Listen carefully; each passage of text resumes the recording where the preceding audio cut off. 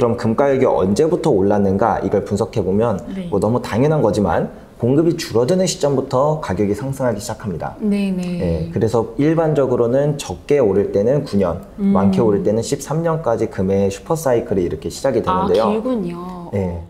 안녕하세요. 금가운 투자에 대한 정보를 전달해드리고 있고 골드플레이션의 저자이자 투스텝이라는 유튜브 채널을 운영하고 있는 저는 양벨이라고 합니다. 금 가격이 이제 최근 들어서 특히 올해 들어서 이렇게 연중 최고치를 찍은 배경에는 뭔가 요인이 있었을 것 같아요. 어떤 이유 때문에 이렇게 가격이 크게 올랐나요?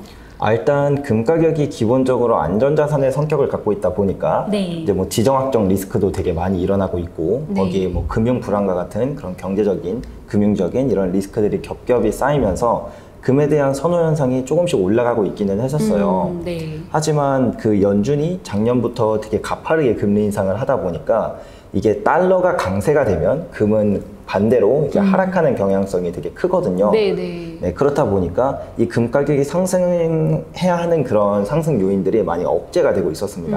달러 강세로 인해서. 근데 이제 최근에는 뭐 살짝 그 연준이 조금 더 긴축적인 스탠스로 바뀌기는 했지만 그래도 이제 거의 금리가 최고점에 닿았다라는 이런 시그널들이 많이 나타나고 있다 보니까 이제 그러면 달러 강세도 끝난 거 아니야? 이게 이제 달러 약세로 빠져들게 되면은 그동안 억눌렸던 금 가격이 치솟겠다라고 생각해서 조금 선반영돼서 금 가격이 먼저 상승한 것 같다 이렇게 보여집니다. 달러의 가격이 오를 대로 올랐다. 그렇기에 이제 그동안 상대적으로 좀 인위적으로 억제돼 있었던 금 가격이 이제야 이렇게 좀 올라가는 것이다. 이렇게 생각하면 되겠네요. 네. 그러면 많은 분들이 궁금하실 것 같아요. 금 가격이 가파르게 올랐는데 네. 앞으로 더 오를 여지가 있을 것인가? 네. 앞으로 금 가격에 대한 어떤 전망을 어떻게 내다보시나요? 이 금이라는 자산이 많은 분들이 이제 거의 최고점에 다가왔다 이렇게 생각을 하다 보니까 만약에 내가 여기서 물리면 뭐 이제 너무 오랜 시간 동안 원금도 그쵸. 못 찾는 거 아니야 이런 두려움이 좀 많으신 것 같아요. 근데 이 금이라는 자산의 특성을 자세하게 살펴보면요. 금은 이 가격 차트를 두고 봤을 때 오를 때도 내내 오르고 떨어질 때도 내내 떨어지는 그런 특성이 있어요. 이게 왜 그러냐면 이게 공급적인 특성 때문에 그렇거든요. 네. 우리가 일반적으로 금의 공급이다 라고 생각하면 그냥 광산에서 뭐 금을 캔다 이렇게만 단순하게 알고 있지만 네. 사실 금을 캐는 과정은 정말 복잡하고 뭐 여러 가지 어려운 요인들이 많습니다. 그래서 그냥 단순하게만 이야기를 하면 금은 지금 당장 캐겠다라고 마음을 먹어도 실제로 금이 시장에 유통되는 건 한 10년 뒤 정도가 돼요. 지금 캐도 네. 유통이 실제 시장이 되는 건 한 10여 년 정도까지 봐야 되는. 네, 그래서 이 금이 실제로 시장에 나오기까지는 10년이라는 그 시차가 존재하다 보니까 네. 기업들도 금을 함부로 많이 늘리거나 이렇게 줄이거나 이렇게 할 수 없고 이 생산량도 한 340년치 정도의 데이터를 뽑아서 보니까 오를 때도 내내 오르고 떨어질 때도 내내 떨어지는 이런 네. 특성이 있더라고요.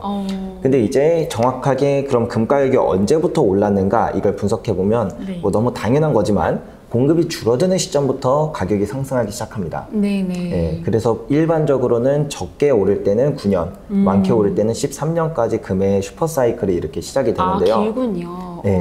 근데 그 생산량이 처음 줄어들기 시작한 시점이 바로 2019년부터였어요. 그럼 대략적으로 10년 정도 오른다고 쳤을 때 2029년까지 이 상승은 지속될 것이다.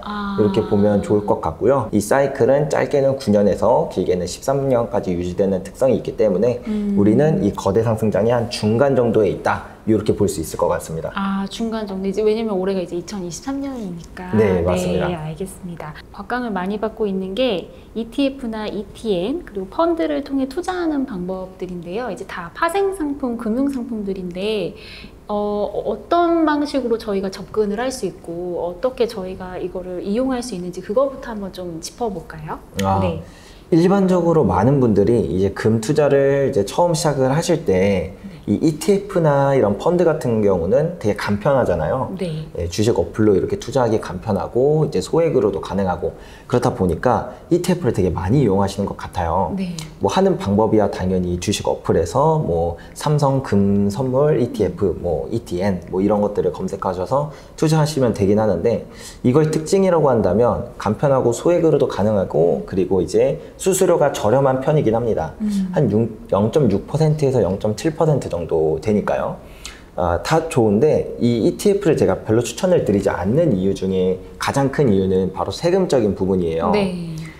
우리가 이제 금이라는 거는 큰 추세성을 갖고 있다고 말씀을 드렸고 네. 이게 적게 올랐을 때는 7배, 많이 올랐을 때는 26배까지 상승을 하는 그런 좀 포텐셜이 있는 자산이거든요. 네. 네, 우리가 금을 안전자산이라고만 생각해서 잘 몰랐을 뿐이지 이렇게 한번 상승하면 크게 상승하는 경향이 있는데 네. ETF는 수익의 15.4%를 세금으로 내야 합니다. 네. 네, 한국에 상장된 경우는요. 그리고 만약에 1년에 내 수익이 2천만 원을 넘어갔다라고 하면은 금융종합소득과세라고 해서 최대 44%의 누진과세가 적용되게 됩니다. 그렇다 보니까 이게 우리가 세금적인 측면에서 좀 많이 비효율을 경험하게 돼서 ETF보다는 저는 조금 더 다른, 좀 더 효율적인 투자 방법이 많이 있어서 네. 네, 다른 걸 추천드리고 싶어요. 어떻게 보면 금을 이렇게 좀 처음 입문하시는 분들에게 저는 ETF보다도 이 KRX 금시장을 더 추천을 많이 드리는 편이에요. 네. 왜냐하면 수수료도 0.2%에서 0.3%로 ETF보다도 더 저렴하고 네. 거기다가 세금도 아예 없습니다. 그리고 물론 ETF만큼 싼 건 아니지만 그래도 이 거래 그 최소 거래 단위가 한 7, 8만 원 정도로 네, 그렇게까지 막 부담스러운 네, 금액을 투자할 필요는 또 없기 때문에 이런 점에서도 이득이 있고요. 그래서 내가 이제 입문자거나 초보자거나 아니면 난 실물을 보유하고 싶지 않아 라고 하신다면 네, KRX 금시장을 이용해 보시는 거를 많이 추천드립니다. 금광주와 은광주를 통해서 이제 투자하는 방법도 있다고 했는데 요거는 좀 구체적으로 어떻게 시스템이 어떻게 구축되어 있나요? 그 예전부터 이제 투자 격언 중에 장난감을 사지 말고 장난감을 만드는 기업을 사라 뭐 이런 말이 있거든요. 그렇죠. 네, 금이 이제 뭐 워렌 버핏도 안 좋아하는 이유가 이자도 배당도 안 주는 그냥 노란 돌덩이다 막 이렇게 얘기를 하는데 그렇다 보니까 그럼 금을 살 바에 금을 캐는 기업을 사면 뭐 배당을 주는 기업이면 배당도 꾸준히 받을 수 있고 그다음에 이 기업이 성장하면서 그 추가적인 수익을 더 얻을 수 있지 않을까 네. 이렇게 생각하시는 분이 많아요. 근데 실제로 이 금 가격이 만약에 2배가 뛰었다고 칠게요. 네. 금이 1,000원에서 2,000원으로 뛰었어요. 근데 이제 이 금광 기업들은 금을 캐는데 드는 비용은 항상 일정하단 말이죠. 그렇죠. 네. 그렇다 보니까 가격이 2배가 뛰면 이제 이익은 막 6배, 7배, 막 심하면은 막 10몇 배까지 뛰는 경우가 되게 많아요. 그렇다 보니까 금 가격이 상승하는 시기에는 너무 큰 금광주만 아니면 이 매출이나 아니면 이익에 이런 변화가 되게 드라마틱한 경우가 많습니다. 그래서 실제로 뭐 금 가격이 막 2~3배 올랐을 때 금광 기업 중에서는 막 20배, 30배 상승하는 그런 기업들도 많이 나타나거든요. 네.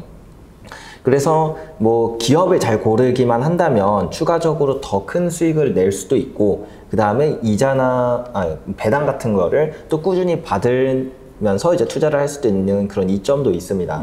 그래서 뭐 대표적으로는 뭐 시바니아 골드라던가 아니면 실버코프 메탈스 이런 기업들이 있는데요. 비교적 좀 작은 기업일수록 금 가격이나 은 가격이 상승할 때 이제 더 큰 포텐셜을 내기 때문에 좀 하이 리스크지만 하이 리턴이 같이 따라온다. 이렇게 생각하면서 포트폴리오의 일부분 정도로만 가져가신다면 조금 더 좋은 효과를 기대해 볼 수도 있겠다라고 생각이 듭니다. 골드바를 사거나 미니 골드바 사는 투자 방법은 좀 어떻게 생각하세요? 많은 분들이 실물이라고 한다면 일단 보관이 불편하고 막 이렇게 그 다음에 사러 가는 것도 귀찮고 그 다음에 이제 부가세가 정말 큰 문제라고 생각을 해요. 네네. 네, 살 때 부가세 10%를 내야 된다는 건 네. 사자마자 마이너스 10%에서 시작을 하는 그렇죠. 거거든요. 왜냐하면 투자가 적어도 10% 이상은 나와야 본전이 되는 거니까. 네, 맞습니다. 그리고 마지막으로 하나가 이제 살 때랑 팔 때 가격이 달라요. 약간 달러 이제 사고 파는 것처럼. 네, 그렇다 보니까 일반적으로 골드바는 사자마자 마이너스 한 15% 정도의 손실을 보고 시작한다.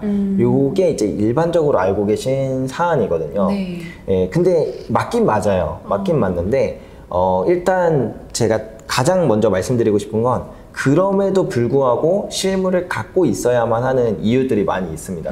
그 살 때 팔 때 가격 차이. 그게 일반적인 방법으로 사시면 그렇게 비용을 지불해야 되지만 그렇게 지불하지 않는 방법도 다양하게 많이 있습니다. 뭐 예를 들면 우리가 개인 간 거래를 한다고 쳤을 땐 누군가가 이 골드바를 이미 부가세를 주고 사 왔잖아요. 네네. 그리고 개인끼리 거래를 할 때는 또 다시 부가세가 부과되는 게 아니죠. 그럼 그렇죠, 이중과세라는 것에 네. 문제가 생기게 되니까.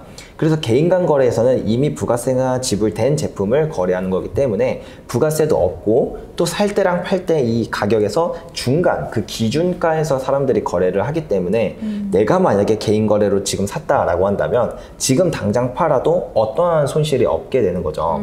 그래서 뭐 일반적으로는 뭐 중고나라라던가 당근마켓 근데 뭐 그런 곳에서도 많이 거래가 되곤 하는데 네 근데 이제 그거는 이제 뭐 좀 여러 가지 리스크가 있을 수 있으니까 그렇죠. 좀 위험한 부분이 있으니까. 네, 근데 그거를 이제 안전하게 좀 거래할 수 있는 그런 플랫폼도 많이 생겼습니다. 아, 최근에는 어떤 골드바를 서로 이렇게 그 좀 안전한 장치를 갖고 네. 거래할 수 있는 플랫폼들도 생겼다. 네, 이런 것들을 이용한다면 뭐 부가세나 살 때 팔 때 가격 차이 그리고 뭐 가짜 금이라던가 사기 절도 이런 리스크로부터 자유롭게 이제 투자할 수 있으니까 실물을 그런 식으로 투자한다면 실물만 갖고 있는 특별한 이점을 다 가지고 가면서 네 그렇게 뭐 좀 효율적으로 투자를 할 수 있겠죠.